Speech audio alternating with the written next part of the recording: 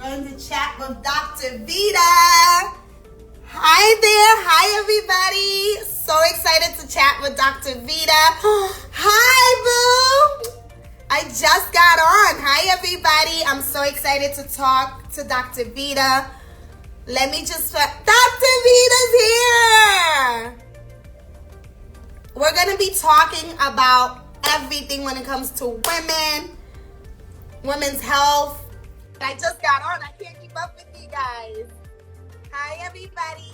Please share this with everyone.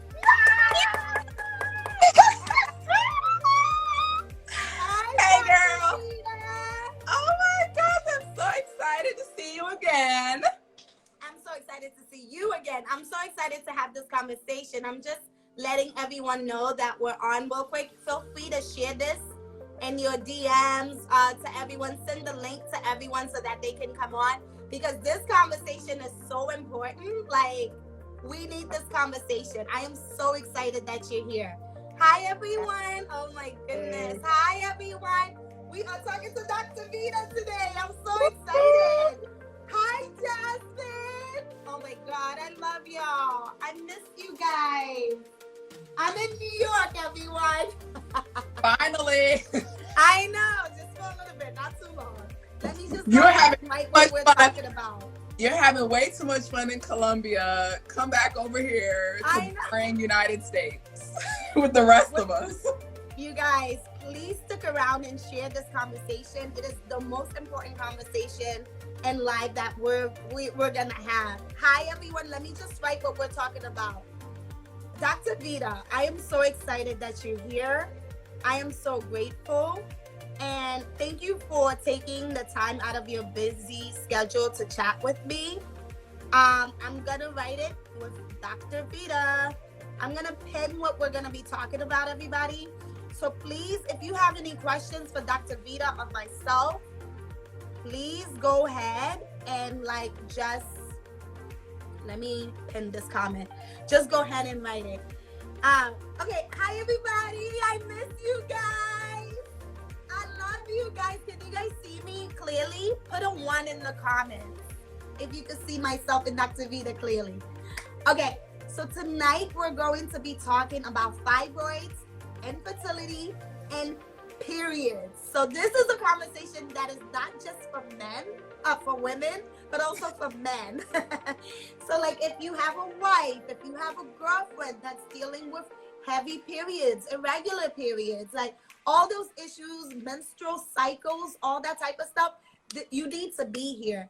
And I really wanted to have my personal doctor, Dr. Vita, as the woman that is literally helping me with my fibroids. You guys know that I have fibroids issues that I am healing. And she is the woman that I go to take care of all of it naturally. And so I'm so excited to have her here in honor of, Infertility Awareness Week, right, Dr. Vita? Yeah. And so guys, every time I do a live, I know I don't come on as enough, but every time I do a live, I usually announce it on regular posts, but I didn't have the time today.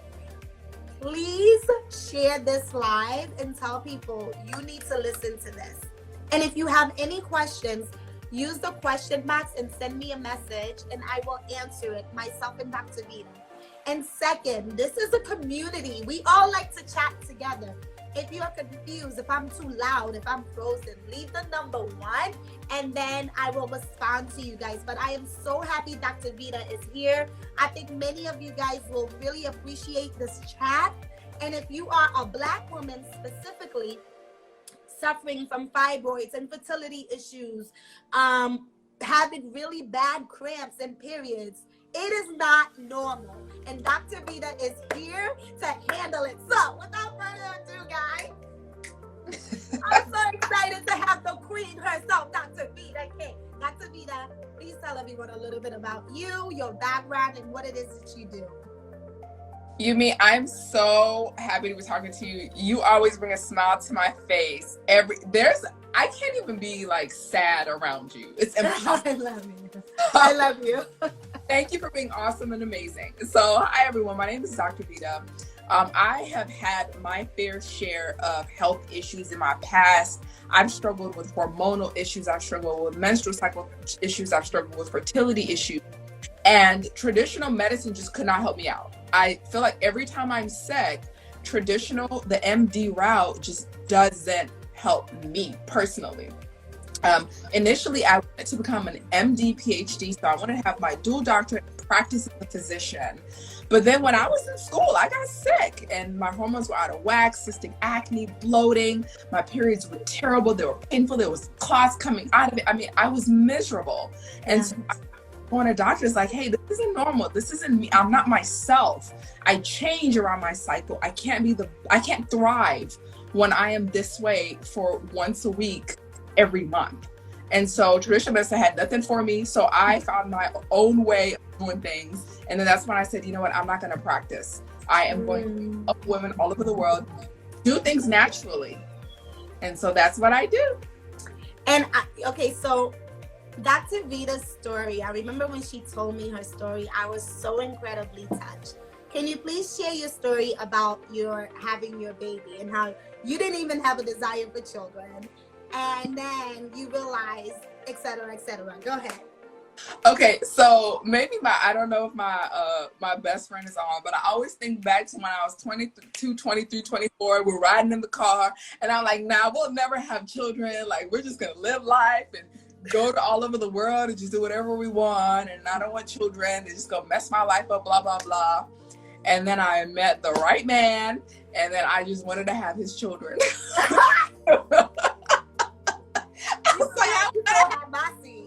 I want a piece of you. And so things changed, but things didn't happen as quickly as I wanted them to. I had delays. It wasn't easy. It wasn't this like, oh, you just do it one time and then it happened. You know, you just get pregnant. No, it wasn't like that for me. And so I had to do things holistically to get pregnant and boost fertility. Yeah. And so I want to talk about that real quick because I find that in our community specifically, a lot of women suffer with miscarriages. They deal with not being able to have children naturally. They have issues with fibroids. They have issues with, eating well and like all that stuff. And what I love about you is that you take into account all of these things. And being a woman in the wellness space, I think it's my responsibility to let people know that when it comes to like having periods, the misconceptions about having cramps and bloating and feeling like you're 8 months pregnant, like all that type of stuff, I want to talk about that because I think it's so important. Can you break it down that it is not normal to have such bad periods? So, ladies, you're not on punishment every month. You don't need to be punished. You don't deserve to be punished. You deserve to be happy. You deserve to always feel amazing. And so if you have this mentality of, oh, it's my cycle, like everybody's cycle, it hurts and it's this. No, that's not the way that it's designed to be. So you can correct those issues. You can feel amazing for your period. I actually love the experience of when I go through my period now more than any other time of the month. You're lying. You're lying. My body. You're lying. I love my period. And I used to hate it. I used to flip out on you. I used to have acne all over my face. My stomach pop out like this. Like I had terrible experiences. But now that is the best time of the month for me. Okay. So how did you go from loving your periods, hating your period to loving it? Okay, so number one, the reason why a lot of women have terrible periods is their hormones are out of whack.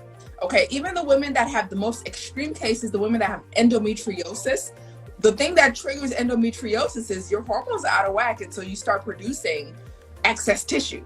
Even though you have a diagnosis of endometriosis, you're just the average lady walking on the street, your hormones are out of whack. That's why you have breakouts. That's why you feel like crap. That's why you're super tired. And so once you really get to the root of it and figure out what's throwing your hormones off, then you can really get healing. And you look at it as a beautiful experience. Especially my women that are trying to have a baby. know how important a period is. They know how important it is to bleed every single month. Because once you get that taken away from you and you can't have a baby, you wish you had that. So that's for you to have your period every month. Is it normal to not have your period every month? That is not normal, depending on the age. Of course, if you're of a certain age, if you're of an age that's acceptable for menopause, I like to say if you're over the age of 50, that is normal. If you are younger than 50 and you miss periods, there is something seriously wrong. And you start to see signs of issues in your period.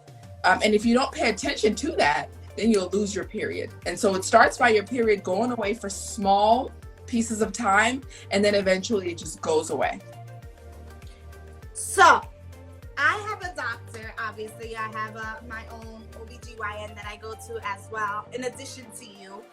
She is my personal, I think I've shared that with many of you guys here. I find that a lot of OBGYNs just aren't as brilliant as you are. And a lot of them actually make it seem as if, you know, we are crazy, especially with women dealing with fibroids and heavy bleeding and feeling awful and all that type of stuff.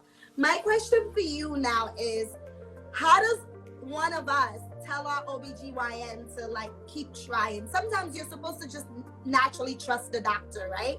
The doctor says one thing and then you're like, oh, okay, well, that's what the doctor says and that's what's gonna happen. And how do we say, I would like a second opinion? Simply go and get a second opinion. All right, let's break this down. Yeah. Whenever your OBGYN goes to medical school, it depends on where they went to medical school. Most medical schools in the United States, they don't teach nutrition. They don't teach supplementation. They don't teach alternative medicine. They are pharmaceutical schools. So for the most part, these doctors get very, very good training in medicine, pharmacology. They get training in how to diagnose and treat diseases, right? Yeah. So your doctor, your medical doctor, the MD means that they are trained to diagnose and treat diseases, right? So basically, when you come in and you have an irregular period, it's automatically, I need to give a treatment pharmacologically. And so I'm at one of the best institutions. I'm at UT Southwestern Medical Center, which is the best of the best. But the medical students don't learn nutrition. They don't learn about any of that stuff. Okay, so they know surgery. They know how to prescribe things. So there's some doctors that get extra training in holistic medicine, that get extra training in nutrition, that get extra training in other aspects, weight loss, things like that. But that is not required in order for you to be a physician. So if you want to go the holistic approach, you can find an MD. There are OBGYNs that are trained in the holistic aspect of things. So it's just as simple as you going to another physician. If you're going to pay for somebody's services, you need to be happy with their services. If you're not happy, go find another OBGYN or go find another practitioner. I want to talk about age when it comes to children, because one of my favorite things about you is that you help women get pregnant. And during my time while I was abroad, I thought about having children. And, you know, that is something that is very interesting, because the whole doctors and everything, they're always telling you at certain age, you know, you're too old to have children, your sperm is too low, or your eggs is dying, etc. And for women that have suffered with like fibroids like yourself, you know, that could be something that you think about. So I want to sit for a second on fibroids. What are they? And can you actually help heal them naturally? Okay, so fibroids are essentially a ball of tissue. So our entire body, our body's made up of cells. These are like tiny little units. And so these cells perform different functions. The cells in my heart are responsible for like my heart contracting, my heart beating. The cells that are on my tongue help me with tasting food. And so the cells that are down in my reproductive organs have lots of different functions. They're the tissue that helps to release hormones, to trigger my period, to release hormones just for lots of things that go on down there. For a baby, when the baby is implanted in the cervix.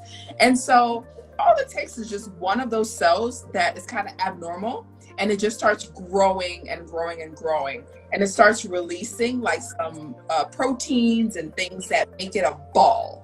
Yes. It's just a big ball of tissue that forms in your reproductive tissues, in your organ, in your uterus. And I want to talk about that real quick. So to the point where you can look like you're pregnant, right? If it gets too large, which is what my situation was for a long time. Now I've been really working on the detox that you provide. And my body has just become different. Does it also affect your sexual desire? So As a woman, your libido. So these fibroids feed on hormones, right? And hormones control our libido. Hormones control our lubrication down there. And so absolutely, if you have a big fibroid that's just draining all the energy, that's draining all of your hormones and just being attracted to that one space, absolutely. It affects your appetite. It affects your libido. It affects so many aspects of your life. It affects your mental health.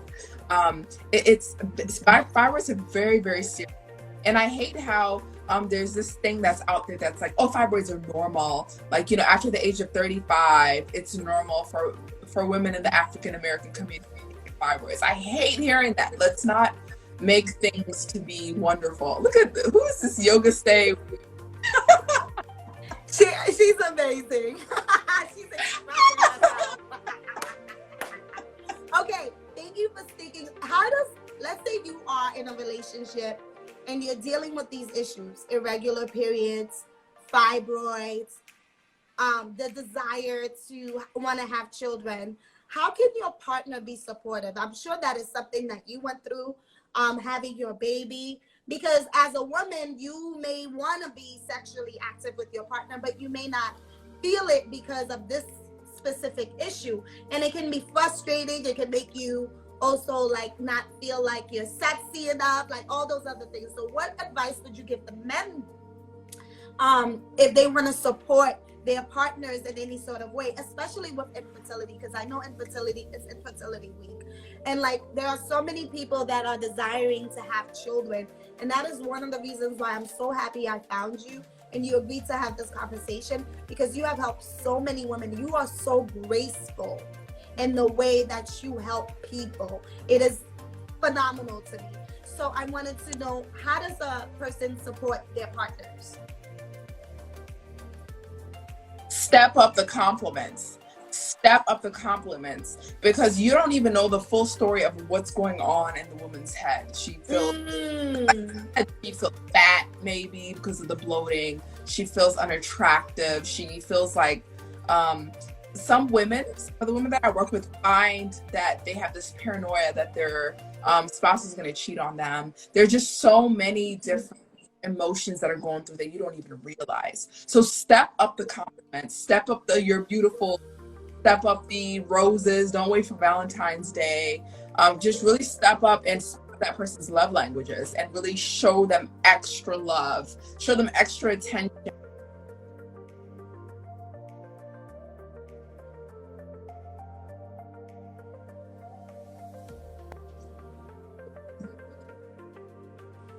Oh, am I back? Are we back? Okay. Yep. Gotcha.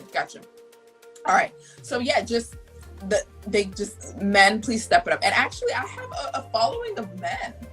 Shockingly, I thought that. No, I know you do, because there's a lot of good men out there that actually want to help their women get through the process, or men that want to help their women that want to have children, that want to have a family, be thoughtful and conscious of how they can support them. And so it's really awesome. Hello, peace. It's really awesome to have you, because I feel like you're the doctor for everyone, even though you're specifically catering to women with really bad period. Hi, Michelle. And people that are suffering from fibroids, etc. I think you are everyone's doctor, for lack of better words. So it's really awesome. So I want to focus very quickly on actually having children. We know it is Infertility Awareness Week. There are some statistics out there. I wanted to know a little bit more about some of the statistics. As you know, I focus specifically on Black women because I just feel like in the medical field, we're just so ignored. Often when I hear about anything, whether it's going to the doctor, etc., I'm always hearing how it affects Black women more than white women. It affects Black women more than, like, it just feels like so many people don't want to go to the doctor because of that, because they feel like they're going to get bad news. And so what I want to talk to you about is how do we get into a place where Black women are, one, heard, right, at the doctors, but also what are some of the statistics out there that we should be aware of when it comes to having issues with infertility, and how does food play a part in it? Okay, so we could go on for hours discussing that.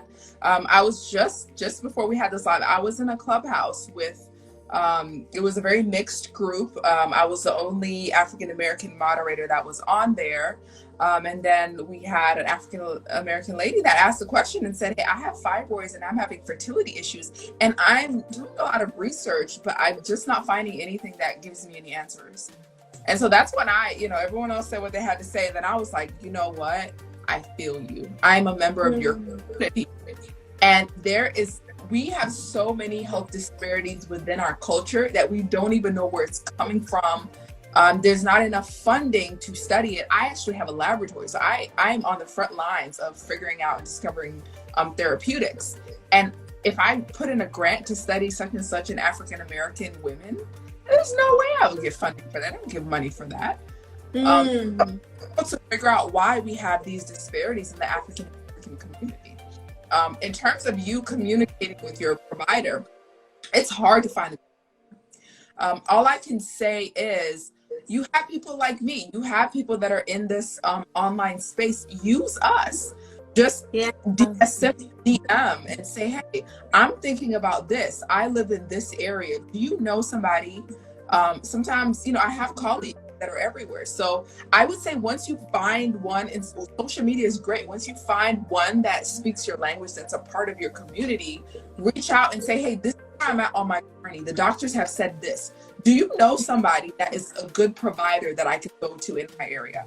It is hard to find a good provider. Yeah. So good luck with that journey. Nutrition is big. Nutrition is big. The major reason why it's big is a lot of people are consuming things that are harmful for their health or that they're allergic to or insensitive to, and they don't even know it. So just because you eat something you don't break out in hives, it doesn't mean that it's, I'm okay with it. So number one, I have people go on a pretty light and moderate diet so that they're not eating a bunch of stuff that is stimulating their sensitivity. So I am on that. Is important. Yeah. Oh, I want to talk to you about that real quick because there are some services that you provide, and I really think people need to know about it in addition to your book coming out, because you're just phenomenal. Okay, so you offer a couple of services. Can you tell people what you provide and how you go about it? Because one of my favorite things about you is your ability to make me feel so safe. You will answer detailed questions that I feel uncomfortable asking anyone else. And you will also say, oh no. And not only will you answer it, you will give me a solution. And I think that you offer a lot of hope as well. And I love that about you. So what are some of the services that you provide? And why did you even decide to get into this specific field? So my why is big and it's great. And it is really the 20-month-old boy that's in my life and the other children that I'm going to give birth to. And I see their faces. They just, I'm just not ready for them yet. That is my why. When I look into that boy's eyes every single day, I can't imagine not having him. I desperately want him and I got him, and he's absolutely incredible. And so every woman that wants that should have that. Every woman, if you have 10 children, you should be able to have 10 children if your heart desires it. So that is my why. So I help women get fertile. Now, what is fertility? People think that fertility means just to have a baby. No. Fertility means that your reproductive system is working perfectly. So Wow. that if you wanted to have a baby today, you can have a baby. That is what fertility means. There are certain women, maybe 25% of the women that I work with have no desire to ever have a child. They just want to fix their reproductive issues. And so that's what I do. So number one, I want your menstrual cycle to be an incredible experience. So I work to regulate it, right? So number one, I want to detoxify all of the chemicals, all of the whatever, the harm, the damage that's been done to your body, right? Mm-hmm. And then Mm-hmm. more of it goes into your body. And then Mm-hmm. my treatment method is I use natural mechanisms to restore your reproductive system. Yes, that's my favorite part. It's my favorite part. And what I love about, I think you discussed the liver, the importance of cleansing the liver. Can you talk a little more about that and how it affects us? Yes. So it's a long story about how I got involved with working on the liver, but I used to work in cancer with like breast cancer, women's hormonal cancers, and I kind of still do work on that. Then I started working on liver cancer, and that opened up a whole new aspect of science for me, because that's when I saw all of the hormones that trigger breast cancer, that trigger all these other female cancers. They're all synthesized in the liver. So I've even done this in animals and even mice, gently, not harming them. But I've been able to actually look at their livers. You can scan their livers, look at how different hormones are synthesized, and you can see your estrogen, those major female reproductive hormones, they have to go through the liver. And so if we can decongest, detoxify the liver, then wow, we're able to kind of reset your hormonal function. So that is my main target, my main goal for women that are having major issues is I'll go to that liver and I'll make sure that liver is working well. That's step one. Wow. Yes. And then everyone can always go to your website, right? Tell them where to find you, to talk to you, because I know you always say that your DMs are open. You can find you on Clubhouse, which is where we met, and that is one of my favorite love stories, you and I on Clubhouse. And also your website is really phenomenal. But what about your book? Ladies, I have written the Women's Health Guide. That is literally the title, Women's Health Guide. And so this health guide was written because I have a lot of women that will come to me and say, I want to live a better life. Like, I want to eat healthier. I want to be healthier. I want to have more energy. I want to balance my hormones, but I don't have time to like do a whole bunch of stuff. Like, I'm a businesswoman. I'm a student. I have very limited time. So what this has are things that you can do for 5 minutes a day to help you boost your energy, balance your hormones, and live a better life. So just bite-sized chunks, little steps that you can take to really balance those hormones. If you're still here with us, leave a number 1 in the comments if this is helping you out and if you're receiving from this, because I really think it's important that doctors and people like Dr. Vita that take their time to express and share this type of information is acknowledged and grateful for what they do. So leave a 1 in the comment. So the name of the book, what is it called? Somebody asked. Women's Health Guide. So the ebook will be launching on Amazon on Friday. The paperback book will be launching next week, and then it'll also launch on audible.com for the audiobook. Also, I have is alkaline diets for infertility or male acidic.